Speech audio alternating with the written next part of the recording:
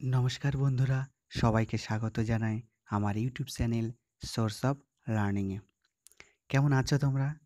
আশা করি সকলেই ভালো আছো। আজ আর তোমাদের লাইক, কমেন্ট, শেয়ার করতে বলবো না, সরাসরি টপিকে চলে যাব। আজকের আলোচ্য বিষয় সংস্কৃত সাহিত্যের প্রকারভেদ, মানে এই সাহিত্যকে কয় ভাগে ভাগ করা যায়, কী কী ইত্যাদি। আজকে এই বিষয়ে আলোচনা করছি কারণ এরপর আমরা সংস্কৃত সাহিত্যে প্রবেশ করব, মানে সংস্কৃত সাহিত্য নিয়ে চর্চা করব। তাই সংস্কৃত সাহিত্য সম্পর্কে যেন তোমাদের একটা সুস্পষ্ট ধারণা তৈরি হয়, তোমাদের বুঝতে যাতে কোনো অসুবিধা না হয়, তাই এই আলোচনা। আর যে বিষয়ে চর্চা করব সেই বিষয়ে ধারণা থাকাটা খুবই দরকার। তাই বলবো বন্ধুরা, আজকের বিষয়টি তোমরা খুব মনোযোগ দিয়ে দেখো, আশা করি অনেক কিছু জানতে পারবে। তো চলো আজকের বিষয় নিয়ে আলোচনা করি, সংস্কৃত সাহিত্যের প্রকারভেদ। বন্ধুরা, সংস্কৃত সাহিত্যের প্রকারভেদ আলোচনা প্রসঙ্গে আমি সংস্কৃত সাহিত্যের সম্পর্কে দু একটি কথা বলি। পৃথিবীর প্রাচীন ভাষা ও সাহিত্যগুলির মধ্যে সংস্কৃত ভাষা ও সাহিত্য অন্যতম। ভাষাবিজ্ঞান অনুযায়ী ইন্দো ইউরোপীয় ভাষাগোষ্ঠীর যে শাখাটি আমাদের এই ভারতবর্ষে প্রচলিত, অর্থাৎ ভারতীয় আর্য ভাষা, সেই ভারতীয় আর্য ভাষার প্রধান ভাষা হলো সংস্কৃত। এবং এই সংস্কৃত ভাষায় যে সাহিত্য সৃষ্টি হয়েছে তাই হলো সংস্কৃত সাহিত্য। অর্থাৎ সংস্কৃত সাহিত্য কাকে বলে বা সংস্কৃত সাহিত্য কি, সেটা এখানে জানার চেষ্টা করছি আমরা। হচ্ছে সুবিশাল এই সাহিত্যে রয়েছে নানা বিষয়। আমরা জানি সংস্কৃত সাহিত্যে প্রচুর প্রচুর বিষয় রয়েছে, যেমন পৃথিবীর প্রাচীন গ্রন্থ বেদ, ব্রাহ্মণ, আরণ্যক, উপনিষদ, বেদাঙ্গ। এছাড়াও লৌকিক সাহিত্য রয়েছে রামায়ণ, মহাভারত, পুরাণ, বিভিন্ন কবি ও মহাকবিদের লেখা কাব্য, মহাকাব্য এবং ভারতীয় যে দর্শন, শট দর্শন, সেই শট দর্শন এই সাহিত্যে রয়েছে। এই সমস্ত বিষয়কে সংস্কৃত সাহিত্যে দুটি ভাগে ভাগ করা হয়েছে। অর্থাৎ এই যে সংস্কৃত সাহিত্য, এই সংস্কৃত সাহিত্যকে দুটি ভাগে ভাগ করা হয়েছে, একটি বৈদিক সাহিত্য আর একটি লৌকিক সাহিত্য। এবার বৈদিক সাহিত্য কি? বৈদিক সাহিত্য কি? আজ আমি শুধুমাত্র বৈদিক সাহিত্যের সম্পর্কে আলোচনা করব। এরপরে লৌকিক সাহিত্য, অর্থাৎ এরপরের ভিডিওতে আমি লৌকিক সাহিত্য সম্পর্কে আলোচনা করব। আজকে বৈদিক সাহিত্যের সামান্য একটা ধারণা বা সামান্য একটা পরিচয় আমি তোমাদের দিতে চাইছি। দেখো, তাহলে সংস্কৃত সাহিত্যকে প্রধানত দুইটি ভাগে ভাগ করা হলো, 1 নাম্বার বৈদিক সাহিত্য, 2 নাম্বার লৌকিক সাহিত্য। ঠিক আছে? এবার দেখো, বৈদিক সাহিত্য বলতে আমরা কি বুঝবো? বৈদিক সাহিত্য বলতে আমরা কোন সাহিত্যকে বুঝবো? বলছে বেদকে আধার করে, বেদকে আধার করে যে সাহিত্য সৃষ্টি হয়েছে তাই হলো বৈদিক সাহিত্য।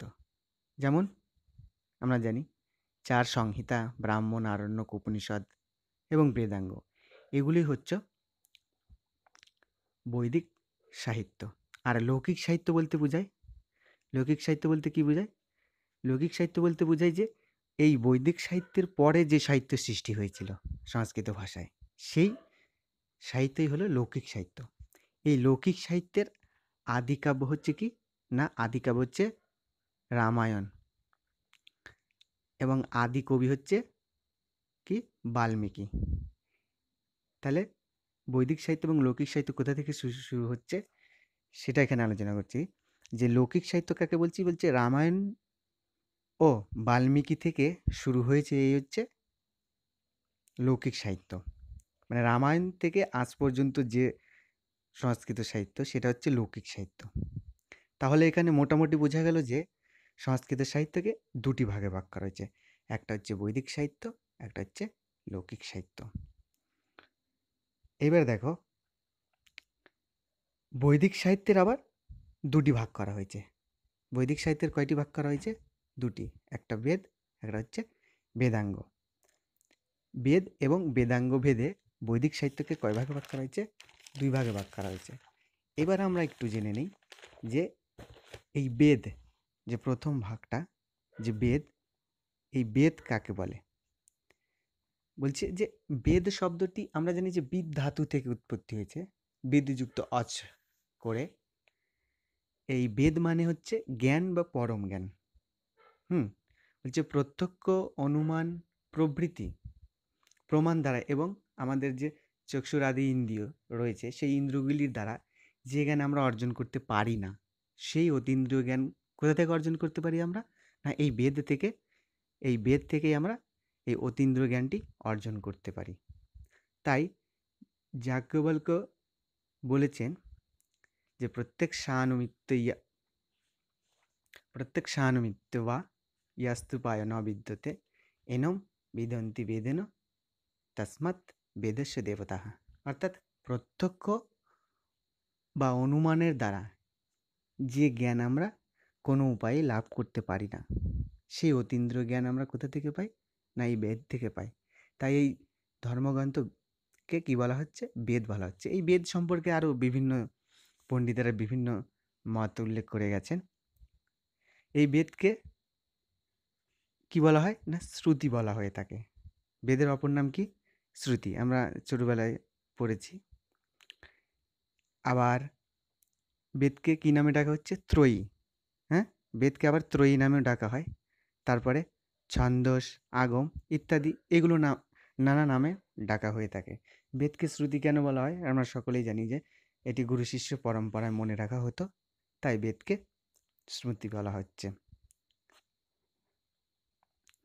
এই বেদকে প্রধানত 2টি ভাগে ভাগ করা হয়েছে। প্রধানত কয়টি ভাগে? বেদকে 2টি ভাগে। একটা হচ্ছে সংহিতা আর একটা হচ্ছে ব্রাহ্মণ। আর এই ব্রাহ্মণকে আবার আরও 2টি ভাগে ভাগ করা হয়েছে, একটা আরণ্যক, একটা উপনিষদ। অর্থাৎ মোট দেখলে 4টি ভেদ এখানে দেখা যাচ্ছে: সংহিতা, ব্রাহ্মণ, আরণ্যক, উপনিষদ। এই 4টি ভাগে বেদকে ভাগ করা হচ্ছে।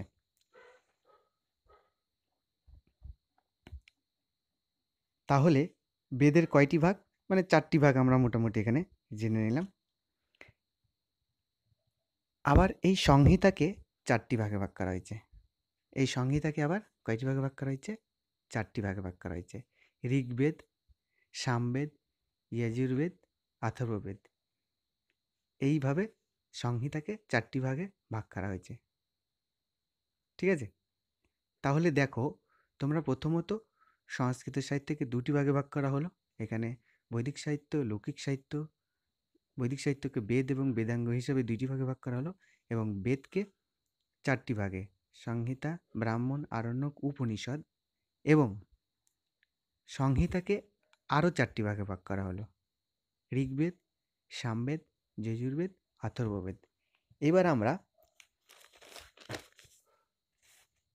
এখানে বলে রাখি আমি যে মন্ত্র বা সংহিতা বলতে বোঝায়, মানে মন্ত্র বা সংহিতা বলতে আমরা কি বুঝবো?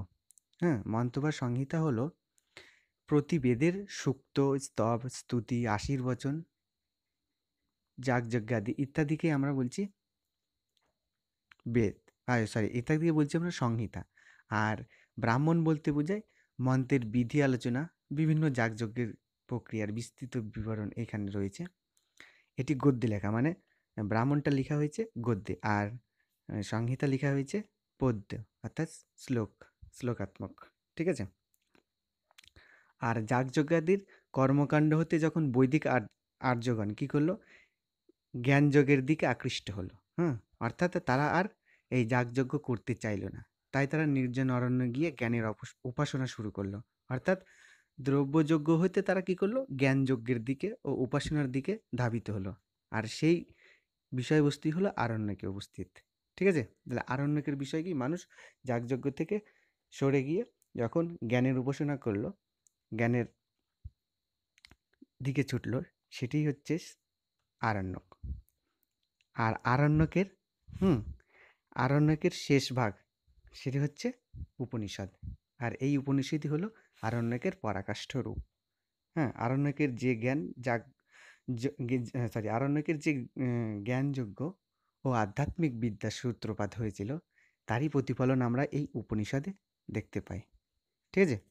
উপনিষদের বিষয়বস্তু কি না, এখানে সৃষ্টি তত্ত্ব, আত্মা অনাত্মার বিচার, পরমাত্মা জীবাত্মা, ব্রহ্মা মোক্ষ, এই সমস্ত বিষয় আলোচনা করা রয়েছে বিশদে এই উপনিষদে। ঠিক আছে? তারপর দেখো, উপনিষদের অনেকগুলি উপনিষদ রয়েছে। হ্যাঁ, তো উপনিষদ বিষয়ে যখন আলোচনা করব তখন আমি এটাকে ডিটেলসভাবে আলোচনা করার চেষ্টা করব। এই সমস্ত গেল বেদের ভাগ। ঠিক আছে? এইবার আসি হচ্ছে আমি বেদাঙ্গের ভাগে। বেদাঙ্গ হলো বেদের অঙ্গ, অর্থাৎ বেদস্য অঙ্গঃ বেদাঙ্গ। বেদে মন্ত্র ব্রাহ্মণ বেদে মন্ত্র ব্রাহ্মণ আরণ্যক উপনিষদকে যথাযথভাবে পাঠ ও অধ্যয়ন করতে গেলে, তার অর্থ বুঝতে গেলে এবং যাগযজ্ঞের সহায়ককে এই হচ্ছে বেদাঙ্গ। অর্থাৎ বেদাঙ্গকে ভালো করে জানতে পারলে আমরা বেদকেও জানতে পারবো, বেদকেও ভালোভাবে অধ্যয়ন করতে পারবো। যেমন ধরো, আমরা ছোটবেলাতে কি করেছি না, প্রথমে বর্ণমালা শিখেছি। বর্ণমালা শিখেছি কিসের জন্যে না, পরবর্তীতে যেন আমরা কোনো বিষয় পাঠ করতে পারি, পড়তে পারি। ঠিক সেই রকমই আমরা যদি বেদাঙ্গকে ঠিকমতো জানতে পারি, বেদাঙ্গকে ঠিকমতো পড়তে পারি, তাহলে আমরা বেদকেও জানতে পারবো। বেদাঙ্গকে যদি আমরা না জানতে পারি, তাহলে আমরা বেদ পাঠ করতে পারবো না, অধ্যয়ন করতে পারবো না, যাগযজ্ঞ ইত্যাদি করতে পারবো না। তাই জন্য বেদাঙ্গ জানা অপরিহার্য। অর্থাৎ বেদাঙ্গ যদি জানি তবে আমরা বেদকে ঠিকঠাক মতো জানতে পারবো। তারপর দেখো, এই বেদাঙ্গকে 6টি ভাগে ভাগ করা হয়েছে। অর্থাৎ দেখো, শিক্ষা, কল্প, ছন্দ, ব্যাকরণ, জ্যোতিষ, নিরুক্ত, এই 6টি হচ্ছে বেদাঙ্গ। ঠিক আছে? আশা করি সকলেই বুঝতে পেরেছো এই ভাগটি, যে ভাগটি আমি এখানে করলাম, যে বেদাঙ্গকে 6টি ভাগে ভাগ করা হয়েছে। শিক্ষা, কল্প, ছন্দ, জ্যোতিষ, ব্যাকরণ, নিরুক্ত ভেদে 6 ভাগে ভাগ করা হয়েছে। এইবার আসি আমি আরেকটি বিষয়ে, মানে বেদকে আরও অন্যভাবে ভাগ করা যায়। সেটা কি, সেটা এবার আমরা দেখো, বেদকে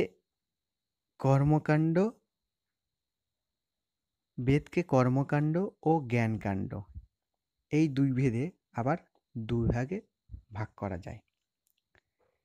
ঠিক আছে? বেদে ব্রাহ্মণগণ তো প্রধানত যাগযজ্ঞ আদি ক্রিয়াকর্মের বিবরণ পাই আমরা। তাই এই ব্রাহ্মণ গ্রন্থকে বলা হচ্ছে না, কি বলা হচ্ছে, ব্রাহ্মণ গ্রন্থকে বলা হচ্ছে কর্মকাণ্ড। অর্থাৎ এখানে যাগযজ্ঞাদি কর্ম করা হচ্ছে, তাই জন্য এটাকে বলা হচ্ছে কর্মকাণ্ড। ঠিক আছে? কর্মকাণ্ড কেন বলা হচ্ছে?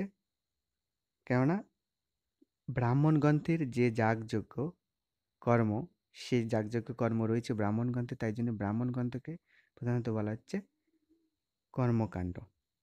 আর আরণ্যক এবং উপনিষদে রয়েছে জ্ঞানযোগের আলোচনা, তাই আরণ্যক এবং উপনিষদকে বলা হচ্ছে জ্ঞান কাণ্ড।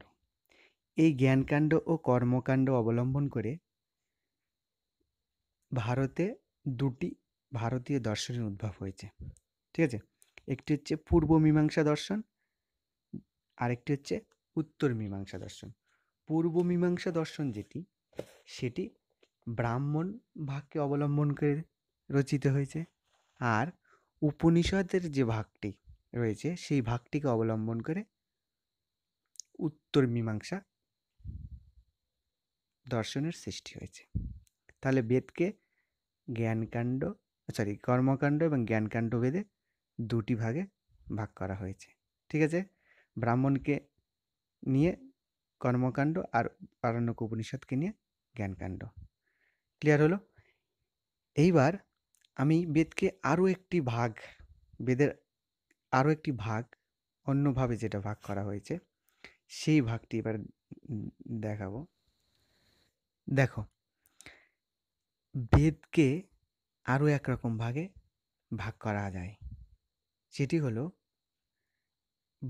ঋগ বৈদিক সাহিত্য, আর হচ্ছে পরবর্তী বৈদিক সাহিত্য। ঋগ বৈদিক সাহিত্যটা কি জিনিস? না, ঋগ বৈদিক সাহিত্য হলো শুধুমাত্র ঋগ্বেদকে কেন্দ্র করে যে সাহিত্য। ঠিক আছে, আমরা জানি যে এই ঋগ্বেদ হচ্ছে সবচেয়ে প্রাচীন বেদ। অন্যান্য যে বেদগুলি রয়েছে ঋক, সাম, যজুর, অথর্ব, এই যে সাম, যজুর, অথর্ব, ব্রাহ্মণ, আরণ্যক, উপনিষদ এবং বেদাঙ্গ, এই যে সাহিত্য, এই সাহিত্যগুলি থেকে প্রাচীন সাহিত্য হচ্ছে ঋগ্বেদের সাহিত্য। তাই এই ঋগ্বেদের সাহিত্যকে কেন্দ্র করে ঋগ বৈদিক সাহিত্যর সৃষ্টি হয়েছে। আর ঋগ্বেদের পরবর্তীকালে যে সমস্ত বৈদিক গ্রন্থের উৎপত্তি হয়েছে, অর্থাৎ ব্রাহ্মণ, আরণ্যক, উপনিষদ, হ্যাঁ, সাম, যজুর, অথর্ব, সেগুলিকে কেন্দ্র করে পরবর্তীকালে যে সাহিত্য সৃষ্টি হয়েছে সেটা হচ্ছে পরবর্তী বৈদিক সাহিত্য নামে পরিচিত। তাহলে দেখো, এখানে 3 রকমভাবে বেদকে ভাগ করা হলো। বৈদিক সাহিত্যকে যত রকম ভাগ করা যায় আমি সব রকম আলোচনা করলাম। আশা করি তোমাদের এই ভিডিওটি অবশ্যই ভালো লেগেছে। আর যদি ভালো লেগে থাকে তাহলে অবশ্যই লাইক, কমেন্ট ও বন্ধুদের সাথে শেয়ার করো। আর যারা নতুন তারা অবশ্যই চ্যানেলটি সাবস্ক্রাইব করো এবং পাশে থাকা বেল আইকনটি ক্লিক করে সঙ্গে থাকো। এবং আমি এই ভিডিওর পরবর্তী ভিডিওতে বৈদিক লৌকিক সাহিত্য সম্পর্কে আলোচনা করব। আজকে যেটা আলোচনা করলাম শুধু বৈদিক সাহিত্য সম্পর্কে, এরপরে আমি আলোচনা করব লৌকিক সাহিত্যে। তাই দেখা হচ্ছে পরবর্তী ভিডিওতে। সবাই ভালো থেকো।